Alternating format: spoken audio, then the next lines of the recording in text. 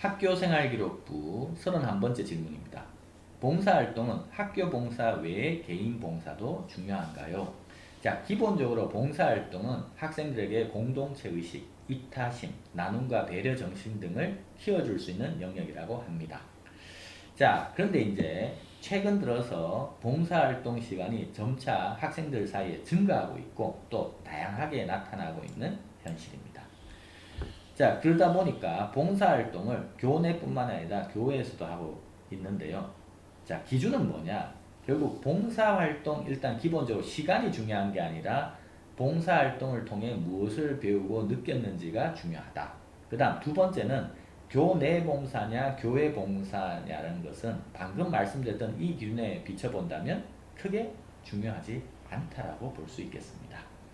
따라서 학교 봉사활동이 중요한지 개인 봉사활동이 중요한지에 대한 답변은 결국 본인이 얼마나 진정성 있게 하느냐가 기본적으로 중요한 평가 요소고요. 그 다음 학생의 본분을 넘어서는 많은 시간의 교회 봉사활동은 좀 부정적인 평가를 받을 수도 있다. 그래서 이제 이 부분은 뭐냐면요. 학생이 하기에는 너무 이제 뭐 비용이 들거나 어떤 좀 소위 말해서 화려한 봉사 이런 것들은 좀 자제해야 되고요. 그 다음 봉사활동 시간이 너무 많아가지고 학업 역량을 해치는 경우가 있는데 이런 것들도 주의해야 된다. 그 다음 또 궁금한 학생들 중에 이런 게 있어요. 내가 사범대를 지원하는데 꼭 사범대와 관련된 교육봉사를 해야 되느냐? 그렇지는 않다.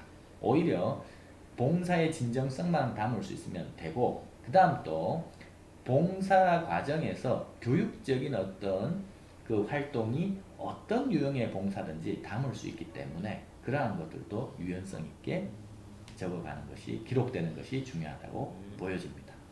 그 다음 32번째 질문인데요. 독서 활동에서 다양한 분야의 독서와 전공 관련 독서 중 어느 것이 중요한가요? 이렇게 됩니다. 자, 기본적으로 독서는 교과 학습에서 충족되지 못한 지적 호기심을 채울 수 있는 영역이라고 보시면 됩니다. 따라서 이제 지적 역량이나 지적 호기심을 보여주는 독서 활동이 있을 수도 있고 또는 관심 영역에 대한 심화된 독서를 통해서 자신의 어떤 역량을 기를 수도 있는 겁니다. 자, 이거는 뭐다? 한마디로 말해서 학생의 어떤 그 성향에 따라서 조금 달라질 수 있다라고 보시면 되겠습니다. 그래서 균형 잡힌 독서도 좋고 어떤 특정 영역의 독서도 좋다. 다만 어떤 게 있느냐? 자, 두 가지인데요. 하나는 교과 과정에서 내가 지적 호기심을 가졌다면 어떤 교과목이든지 그에 대한 독서를 연결해서 기록해주면 좋겠다. 그 다음 두 번째, 이 과정에서 도서 선별 능력도 중요한데 예컨대 세계사 시간에 터키에 대해서 배웠다면 어떻습니까? 터키의 역사를 알아본 뒤 이와 관련된 책을 적으면 좋겠다. 그러면 어떻습니까? 수업 내용과 본인이 가졌던 어떤 지적 호기심, 그 다음 이것을 해소할 수 있었던 독서 이런 식으로 연결이 되겠죠. 그래서 이러한 연결성 있는 독서가 중요하다고 할 수 있겠습니다.